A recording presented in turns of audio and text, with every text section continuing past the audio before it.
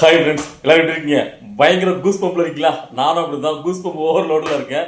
ஏன்னா உங்களுக்கு தெரியும், இப்போதான் கொஞ்ச நேரத்துக்கு முன்னாடி விஜய் அவருடைய ஸ்பீச்சை திருநெல்வேலியில் அவர் அண்ணல் பிறக்க பேசினார்ல, அதை பார்த்துட்டு நம்ம வீடியோ போட்டிருந்தோம். அதுக்கு அடுத்த கட்டமாக பார்த்தீங்கன்னா விஜய் அவர்கள் தூத்துக்குடிக்கு ரோட் ஷோ பண்ண போகிறாருன்னு நம்மளுக்கு தெரியும். ஸோ அதை பார்க்கறதுக்கு டைம் கிடைக்கல. ஏன்னா இந்த வீடியோ எடுத்து நம்ம எடிட் பண்ணி போட்டுட்டு அதுக்கப்புறம் இன்னும் ஃபுல்லாக பார்க்கல, பிட்டாக பார்த்துருக்கேன். ஸோ அதுலேயே பார்த்தீங்கன்னா பயங்கரமா தெறிக்க விடுறதுன்னு சொல்றதை விடையும் என்ஜாய் பண்றாருங்க மனுஷன். அந்த மக்களோட, அதாவது அவருக்கு உள்ள இருந்த அந்த ஒரு மனுஷனுக்கு இயல்பாவே இருக்குல்ல அந்த கியூட்னஸ், அதுக்கப்புறம் அவருடைய அந்த இளமை பருவமே திரும்பி வர்ற மாதிரி இருக்கு. மக்களும் அவரும் சேர்ந்து ஏதோ திருவிழா மாதிரி கொண்டாடுறாங்க.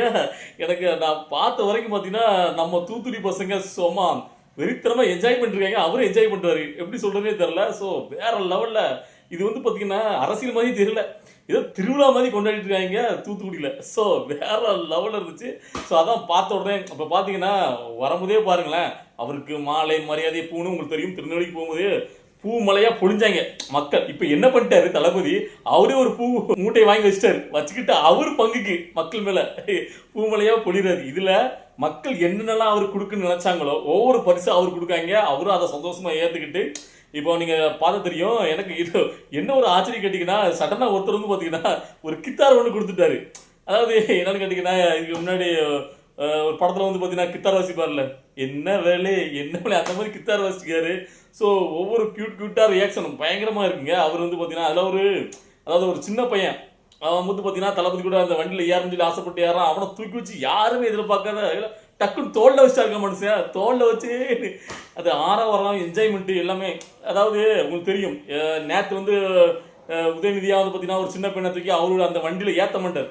ஏன்னா அப்போ வந்து தோல்லையும் உட்கார வைக்க மாட்டார். ஏன்னா அது வந்து எதுக்காக பண்ணாங்க கேட்டிங்கன்னா, ஏன்னா விளக்கணும்ல நம்ம. ஏன்னு கேட்டிங்கன்னா சில பேர் உடனே வந்து பார்த்தீங்கன்னா இது அது மாதிரி இல்லை அதே மாதிரி இவர் பண்ணுறாங்க. ஆக்சுவலாக அவரை மாதிரி இவர் பண்ணல, இவரை மாதிரி தான் அவர் பண்ணுறாங்க. ஏன்னு கேட்டிங்கன்னா அன்னைக்கு உதயநிதி ரோட் ஷோ போகும்போது அங்கேருந்து ஒரு சின்ன பையன் விதியை விமர்சிட்டான். கவனமா உங்களுக்கு தெரிஞ்சிருக்க எத்தனை பேர் இந்த வீடியோ பார்த்துறீங்களா? உடனே தான் அதுக்காக பதிலடியாக தான் ஒரு சின்ன பையனை எப்படியாவது பார்த்தீங்கன்னா நம்மளுக்கு ஆதரவாக பேச வைக்கணும் அப்படின்னு தான் அந்த சீன் நடந்துச்சு. ஆக்சுவலாக இங்கே அப்படி கிடையாது. உங்களுக்கு தெரியும், கட்டுக்கடங்காத கூட்டம். அந்த கூட்டத்தில் அதாவது தளபதிக்கு தான் பார்த்தீங்கன்னா சின்ன பசங்க வந்து பெரியவங்க வரைக்கும் பயங்கரமாக ஒரு தீவிரமான ரசிகர்கள் இருக்காங்க. அதில் ஒரு ரசிகர் உடனே எல்லாருமே மேலே ஏற்றி வச்சு அந்த பையனை அப்படி தானே பார்ப்பாங்க, கைப்பிடிச்சு கொடி வச்சு ஆட்டி அந்த பையனை அப்படியே கூட்டு வச்சு பக்கத்தில் வச்சு நிற்க வச்சு தான் பார்ப்பாங்க. ஆனால் இவரு தான் ரசிகர்கள் மேல அன்பு மலையா பொழிவார சக்குந்துக்கு யாருமே எதிர்பார்க்கல, தோல் மேல உட்கார வச்சுட்டாருங்க. இந்த மாதிரி யாராவது பண்ணுவாங்க நீங்க நினைச்சு பாருங்க. யாருமே பண்ண மாட்டான். நான் சத்தியமா அடிச்சு சொல்றேன், இந்த மாதிரி ஒரு அரசு தலைவர் தான் தோல் மேல இன்னொருத்தவங்க கிட்ட பசங்க தூக்கி வச்சு, அதாவது சின்ன பசங்க கையில தூக்கிறது வேற, தோல் மேல உட்கார வைக்கிறது அவளை சீக்கிரமா யாரும் பண்ண மாட்டாங்க. இப்ப நம்மளே இருக்கனா நம்ம வீட்டு பசங்களை, நம்ம அக்கா பசங்க, சொந்தக்கார பசங்க நம்ம தோலை தூக்கி வைப்போம். திடீர்னு அப்படி பண்ண மாட்டோம். ஸோ அவ்வளவுக்குள்ள பண்றாரு பாருங்க. ஸோ அவர் வந்து பாத்தீங்கன்னா என்ஜாய் பண்றாரு, அந்த மக்களோட மக்களாம என்ஜாய் பண்றாரு. அவ்வளவுக்குள்ள ஒரு பாக்குறதுக்கே அவர் முகத்துல அவ்வளவுக்குள்ள ஒரு சந்தோஷம், ஒரு பூரிப்பு, என்ன சொல்றது, அதை பார்த்து நம்மளுக்கு ஒரு சந்தோஷம், என்ன சொல்றது, வேற லெவலில் இருக்குங்க. அதை பார்த்தோன்னே தான் உங்ககிட்ட அதை பத்தி ஷேர் பண்ணணும் அப்படின்ட்டு. ஸோ இல்லை இவ்வளோ நாளாக நம்ம விஜய் அவர்கள் மேலே என்ன ஒரு குச்சாட்டம், ஐயோ வெளியே வர மாட்டேங்காரப்பா, பிரச்சாரம் பண்ண மாட்டேங்கார, டைம் கம்மியாக இருக்குது, இத்தனை நாள் தான் இருக்குது, ஏன் இப்படி பார்த்துட்டு இருக்காரு, இங்கே பாருங்க அவ்வளோ பேர் என்ன மாதிரி பிரச்சாரம் பண்ணிட்டு அப்படின்னு சொல்லிட்டு நம்ம ஒரு மன உளைச்சல் இருந்தோம்ல, அந்த மன உளைச்சல் இருந்தவங்களுக்குலாம் வேற லெவலில் ட்ரீட் கொடுத்துருக்காரு அப்படி தான் சொல்லணும்.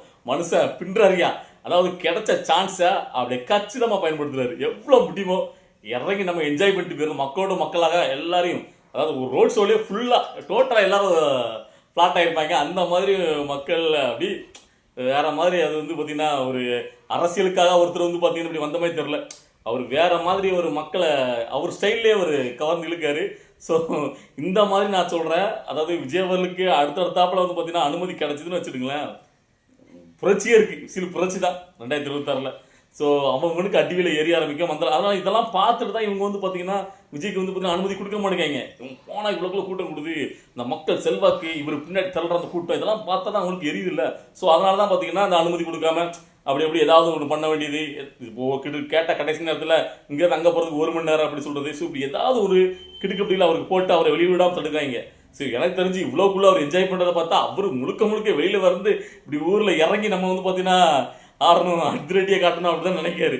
ஸோ இந்த எதிரிகள் பண்ணுற குடைச்சல் எல்லாம் இது வந்து இது வரைக்கும் யாரும் பண்ணாத மாதிரி இருக்கு. அதாவது பார்த்தீங்கன்னா இவருக்கு மேலே அவங்க அன்பை கொட்டுறதும், அவர் ரசிகருக்கு அந்த ஆதரவாளர்கள் மேலே அன்பை கொட்டுறதும் பார்க்கறதுக்கே நல்லா இருக்கு, வித்தியாசமா இருக்கு. நம்மளுக்கு என்ன சொல்றது, இல்லை நான் உண்மையிலே சொல்கிறேன், அந்த ரோட் ஷோவில் அந்த வேன் மேலே அவர் நின்றுட்டு அது மாலை அந்த கட்சி துண்டு எல்லாத்தையும் போட்டு குளியில் சேர போட்டுருக்காரு, கை தூக்கிட்டு வர்றதுக்கும் அந்த பேக்ரவுண்டில் அந்த ஷாக் ஓடுதில்ல, நான் தன்னை இந்த நீ யாழ் நீ எல்லாம் நம்ம பாரு கொஞ்சம் நகந்த என்ன நான் 8 கோடி பேருன்னு அப்படி நச்சுனா அவருக்குன்னே செதுக்கின மாதிரி இருக்கு அந்த வார்த்தைகள், அந்த பாடல்கள் எல்லாம். உண்மையிலே அது வந்து எதிரியாளியாக இருந்தாலும் இதை பார்க்கும்போது உண்மையிலே ஒரு பரவசமாகும். ஆனால் அவங்களுக்கு கொஞ்சம் அரசியல் ரீதியாக வயிறு கலங்கவும் செய்யும். உண்மையிலே வந்து பார்த்தீங்கன்னா எல்லாரும் என்ன சொல்லுவானுங்க, இது நடிகரை பார்க்க வந்த கூட்டம், ஸோ அப்படி இப்படின்னு அப்படி தான் அவங்க ஆதரவு அடைச்சிக்கணும். ஆக்சுவலாக அங்கே வர கூட்டத்தெல்லாம் பார்த்தா வெறித்தனமாக இருக்காங்க. இவ்வளோக்குள்ள அவருக்கு வெறித்தனமாக நிற்கிறவங்க அவர் சொன்ன விசிலுக்கு ஓட்டு போட மாட்டாங்களா?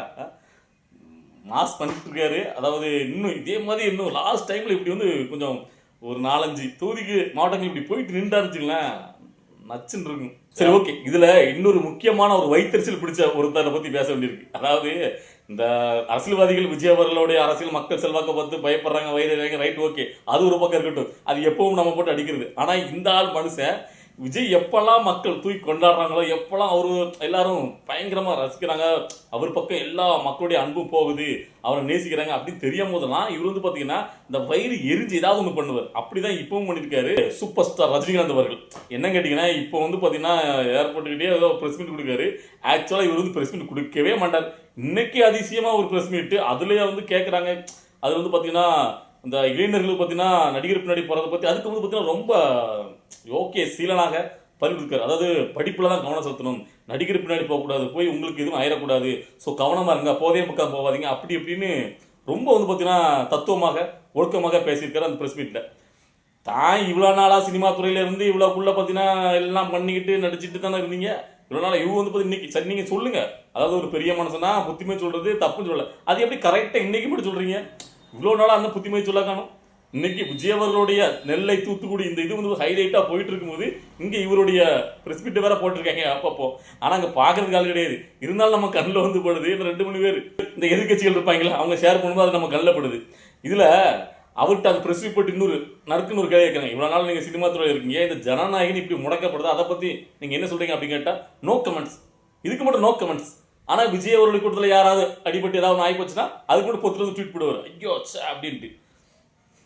நாம் பேசக்கூடாது இந்த மனசனை பற்றி நினச்சாலும் அவராக வாழ்ற வந்து ஏதாவது ஒன்று பார்த்தீங்கன்னா, அதாவது விஜய் அவரில் எல்லாரும் பார்த்தீங்கன்னா கொண்டாடும் போது இவர் வந்து பார்த்தீங்கன்னா ஏதாவது எதிர்த்து சில வந்து அதாவது இதெல்லாம் பார்க்கும்போது ரொம்ப கேவலமாக இருக்குது. இவருடைய புத்தி, இவருடைய செயல்பாடுகள்லாம் ரொம்ப அருவருக்கத்தக்க என்னது சொல்ல இந்த மாதிரி தான் இருக்காங்க. இதில் இன்னொரு கொடுமை என்ன கேட்டிங்கன்னா, எவையெல்லாம் காசு வாங்கிட்டு எதிரிகளுக்கு வந்து விஜய் விமர்சனா அவங்களுடைய பாடலாம் திண்டாட்டமாக போயிட்டு இருக்கு.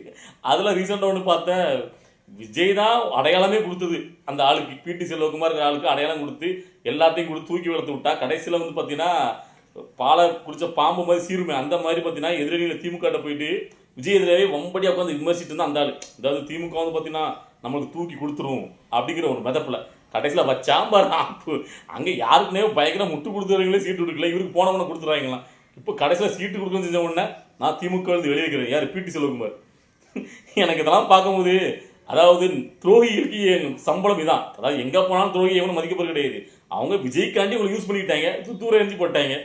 இப்போ பொத்துட்டு வந்து நான் வந்து பார்த்தீங்கன்னா இவ்வளோ நாள் சேவை செஞ்சேன், அது பண்ணேன், எனக்கு வந்து பார்த்தீங்கன்னா ஒரு ஆட்சி அதிகாரம் கிடைச்சாதான் நான் ஏதாவது பண்ண முடியும். அடேங்கப்பா, இல்லை விஜய்ட்டு இருந்து வாங்கி தின்னு இன்னைக்கு இவ்வளோ பெரிய அந்தஸ்து இருக்கக்கூடிய இவருக்கே இவ்வளோக்குள்ள ஆட்சி அதிகாரம் கிடைச்சாதான் எதுவும் பண்ண முடியுமா ஒரு தொகுதியில் இருந்து? இப்படி யோசிக்கும் போது விஜய் அவர்கள் அவர் வந்து பார்த்தீங்கன்னா அதிகாரத்துக்கு வந்து மக்கள் நல்லது பண்ண நினைக்கூடாதா? என்னடா நியாயம்? அப்போ மட்டும் விஜய்க்கு எதிராக முழுமையாக பார்த்தீங்கன்னா பார்த்து அவதூறாக பரப்ப வேண்டியது. அதுக்கு அடுத்தாப்புல உங்களுக்கு தெரியும், இந்த கேப்டன் கட்சி தேசிய முற்போக்கு திராவிட கழகம் இருக்குல்ல, அதில் விஜயகாந்த் கூட இருந்தார்ல மீச ராஜேந்திரன், அந்த ஆள் பேசுகிற பேச்செல்லாம் நீங்கள் கேட்கணுமே, நம்ம எப்படியாவது ஒத்த சீட்டை வாங்கிடணும் அப்படின்னு காட்டி விஜயை தாறு மாறா அந்த ஆள் பார்த்தீங்கன்னா விமர்சிட்டே இருந்தான். இப்போ அங்கே நிலைமை என்னாச்சு?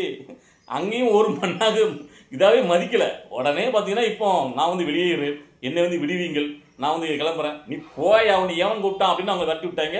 இப்போ அந்த ஆள் வெளியே வந்தாச்சு. இப்படி விஜய் விமர்சிச்சா அதுக்கப்புறம் திமுகவில் இருந்து இங்கேருந்து மாறி போய் சில பெண் பிள்ளைகளும் இருக்காங்க, நம்ம வந்து பெண்களை விமர்சிக்க விட்டாங்களா விடுறோம். ஸோ அவங்களுடைய நிலைமையே தான். விஜய் விமர்சிக்காரன் நம்மளுக்கு எப்படியாவது ஒத்த சீட்டு இங்கே கிடைச்சாலும் அங்கே கிடைச்சாலும் முனைய கிடைச்சாலும் யாரும் சென்ற மாதிரி இல்லை. விஜய் விமர்சிச்ச எல்லாத்துக்குமே சரியான இது நடந்துட்டு இருக்கு. இன்னும் சில பேர் இருக்காங்க, அவங்களாம் தேர்தல் முடிஞ்சதுக்கப்புறம் நடக்கும். ஓகேவா? அதான் நம்ம சொல்ல வேண்டியிருக்கு. ஒட்டு மொத்தத்தில் விஜயுடைய அரசியல் பயணம் வேற லெவலில் இருக்கு. விஜய் அவர்கள் தான் வாயில சொன்னது தான், இந்த தேர்தல் எப்பவும் நடக்கிற மாதிரி 5 வருஷத்துக்கு ஒரு தேர்தல் கிடையாது, ஒரு அதிசய தேர்தல், ஒரு வரலாற்றை மாற்ற போகிற தேர்தல் அப்படின்ட்டு உண்மையிலே நச்சுன்னு இருக்கு. சரி ஓகே, நம்மளுக்கெல்லாம் என்ஜாய்மெண்ட்டாக இருக்குது அவருடைய அந்த சந்தோஷமான அந்த ரோட் ஷோவை பார்க்கும்போது. நிறைய பேருக்கு இங்கே எரியும். ஸோ எல்லாரும் எரிஞ்சிட்டு என்ன மாதிரி கதறில் கொண்டு வராமல் பார்ப்போம். பார்த்துட்டு அதுக்கு அடுத்த கட்டமாக நம்மளுடைய பதிலடி கொடுப்போம். ஓகேவா? சரி, இன்னைக்கு வீடியோ பார்க்கும்போது நீங்கள் என்ன சொல்ல நினச்சிங்க, அந்த ரோட் ஷோவை விஜய் அவர்கள் என்ஜாய் பண்ணி அதில் மக்களுடன் மக்களாக அது வர்றதை பார்க்கும்போது உங்களுக்கு எப்படி தோணுச்சு அப்படிங்கிறத உங்களுடைய கருத்துக்களை கமெண்ட்டில் பதிவு பண்ணுங்கள். நம்ம அடுத்த வீடியோவில் பார்க்கலாம். பாய்.